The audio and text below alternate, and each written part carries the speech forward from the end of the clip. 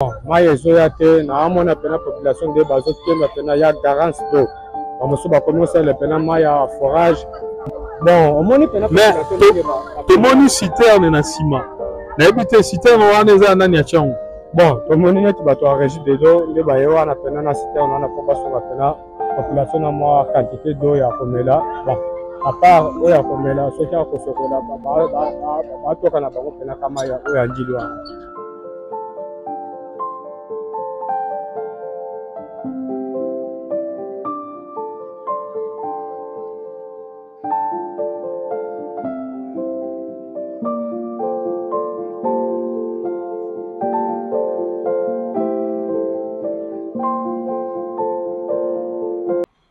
Fantastique Info TV, magazine au business.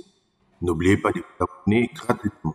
Merci. Mote na bandeko nyonso temps Fantastique Info o bozola na biso du partout ya monde. Totombeli bino mokolo malamu bipai bozali eza bongo simple serviteur na bino akomba monsieur Shekel. Je pense awa toza bongo na commune ya Masina.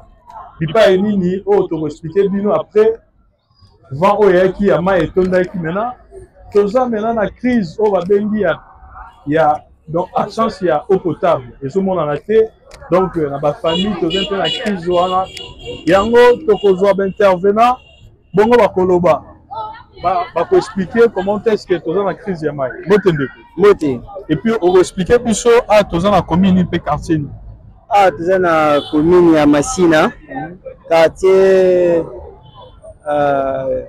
abattoir, quartier abattoir, il y a un problème, il y a Makamu Ebele. Il y a le dossier, moi inondation. Donc, après inondation, problème il y a un problème est vraiment difficile. Donc, absence, il y a eau potable. Oui, il y a ma casse vraiment, il y a ma casse. Maintenant, on a habité de la part, il y a sur international, par gouverneur, on a habité. Et là, on est gouverneur à Bonissi.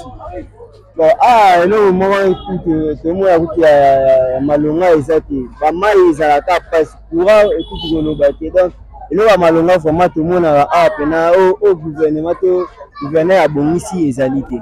Depuis moi et Kangami, ça déjà combien de jours? Bon, ça déjà 4e jour. Donc, vous souffrez de maille, ma casse. Maintenant, vous avez maille, vous habité. À part maille à régie des eaux, vous utilisez une maille. À part maille à régie des eaux, c'est qui m'a monté place au moins, sur maille, inondation,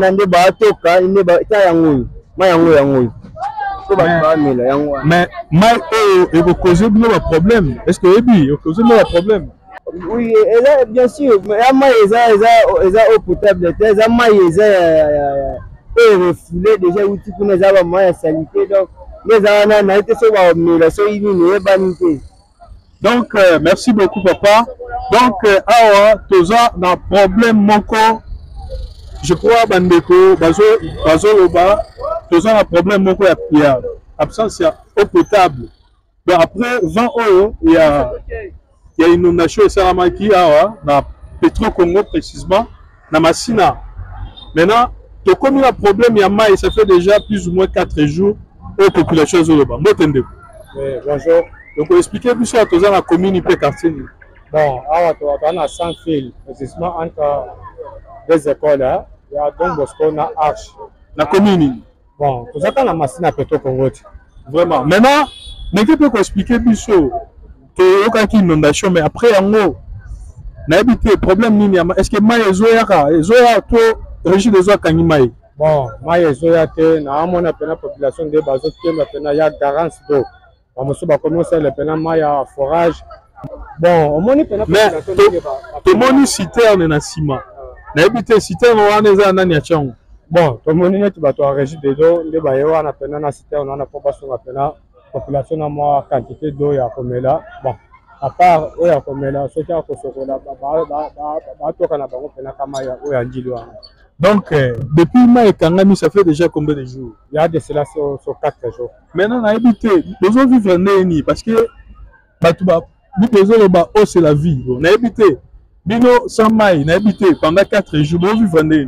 Bon, malheureusement, nga na vendre à côté te moni maboko nanga ya salité structure mécano na uta kananga pena quartier 3. Moi, donc na sala kananga mosala na amona kande pour la chose otombisama pena likolo ya mai. Je ne sais pas comment les choses va vivre comment à habiter. Maintenant si vous osola maboko nonde so mai exact. Bon, na ko somba des fois o ya bato bateka na soko nanga ka maboko de retour na ndako. Merci Ndeko. Bandeko ya fantastique et faux, tozo tambola. Pour l'exabino, comment est-ce que Maï, après inondation à Maï, maintenant, tout le monde dit que non, ça fait 4 jours, plus ou moins, Maï eau potable les athées. Donc, Bicho a société à Maï, tu bien en régie des eaux. Régie des eaux a fourni sous Maï contenu, il y a pas inondation et salamaki, Maï commisalité. Je crois vraiment a oh. Donc, on va expliquer.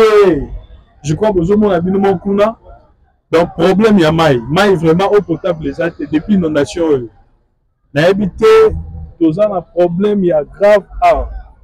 Et ça, tous un problème vraiment, il y a grave. Je crois, Bandeko, le gouvernement, il faut battre la bicho parce que oh, c'est la vie. Comment est-ce que tu vas vivre sans maï? Donc, ça m'a bien ma casse. Donc, ça vraiment m'a bien ma casse. Je crois que sous information sous après par rapport à notre tambola. Botika madame Mabo Tambino. Merci.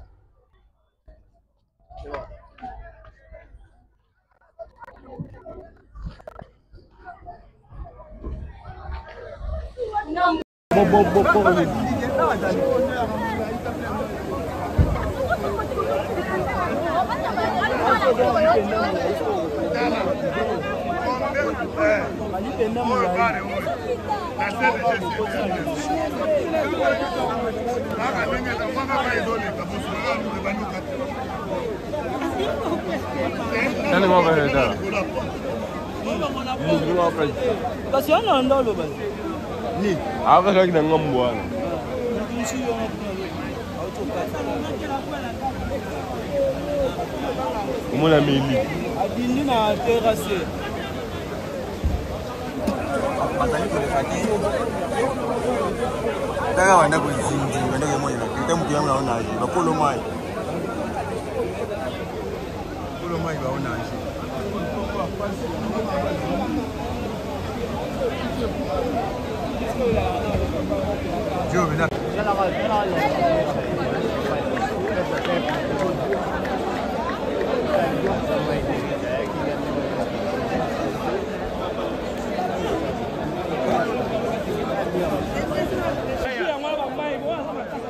Papa, qu'est-ce qu'il y a un terminé en haut?